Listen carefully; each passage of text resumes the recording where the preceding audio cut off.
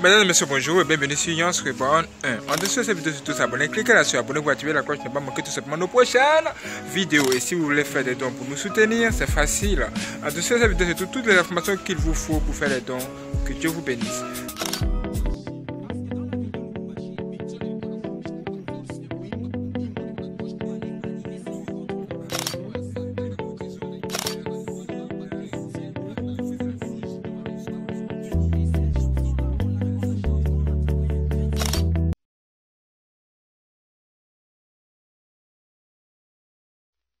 Livre de la Genèse, chapitre 32.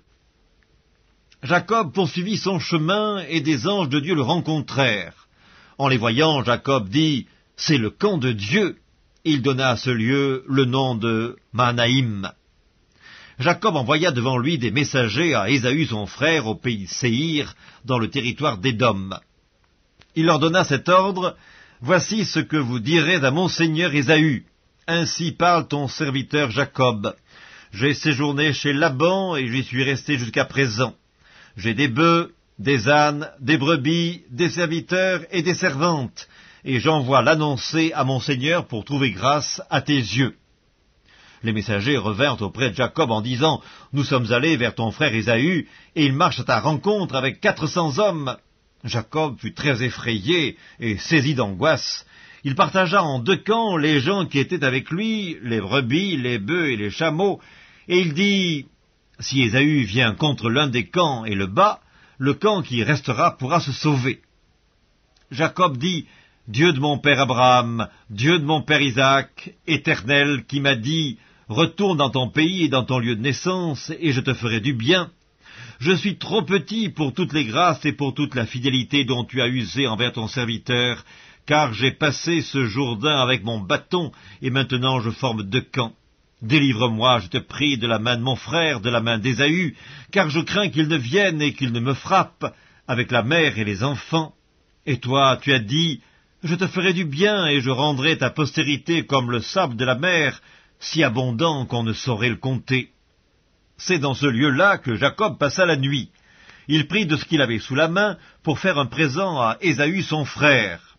200 chèvres et 20 boucs, 200 brebis et 20 béliers, 30 femelles de chameaux avec leurs petits qu'elles allaitaient, 40 vaches et 10 taureaux, 20 ânesses et 10 ânes.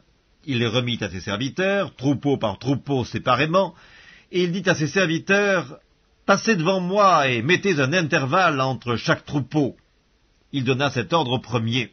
« Quand Ésaü, mon frère, te rencontrera et te demandera, « À qui es-tu et où vas-tu et à qui appartient ce troupeau devant toi ?»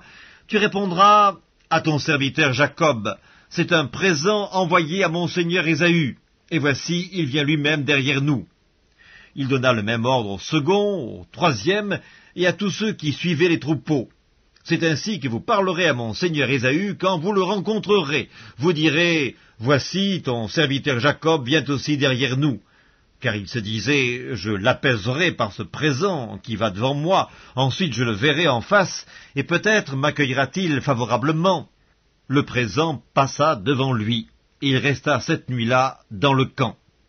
Il se leva la même nuit, prit ses 2 femmes, ses 2 servantes et ses 11 enfants, et passa le gué de Jabbok.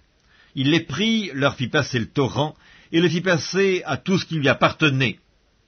Jacob demeura seul. Alors un homme lutta avec lui jusqu'au lever de l'aurore. Voyant qu'il ne pouvait le vaincre, cet homme le frappa à l'emboîture de la hanche, et l'emboîture de la hanche de Jacob se démit pendant qu'il luttait avec lui.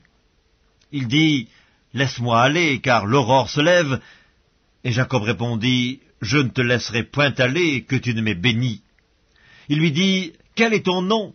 Et il répondit, « Jacob. » Il dit encore, « Ton nom ne sera plus Jacob, mais tu seras appelé Israël, car tu as lutté avec Dieu et avec des hommes, et tu as été vainqueur. » Jacob l'interrogea en disant, « Fais-moi, je te prie, connaître ton nom. » Il répondit, « Pourquoi demandes-tu mon nom ?»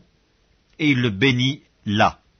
Jacob appela ce lieu du nom de Péniel, car, dit-il, « J'ai vu Dieu face à face, et mon âme a été sauvée. » Le soleil se levait lorsqu'il passa à Péniel. Jacob boitait de la hanche. C'est pourquoi, jusqu'à ce jour, les enfants d'Israël ne mangent point le tendon qui est à l'emboîture de la hanche, car Dieu frappa Jacob à l'emboîture de la hanche, au tendon.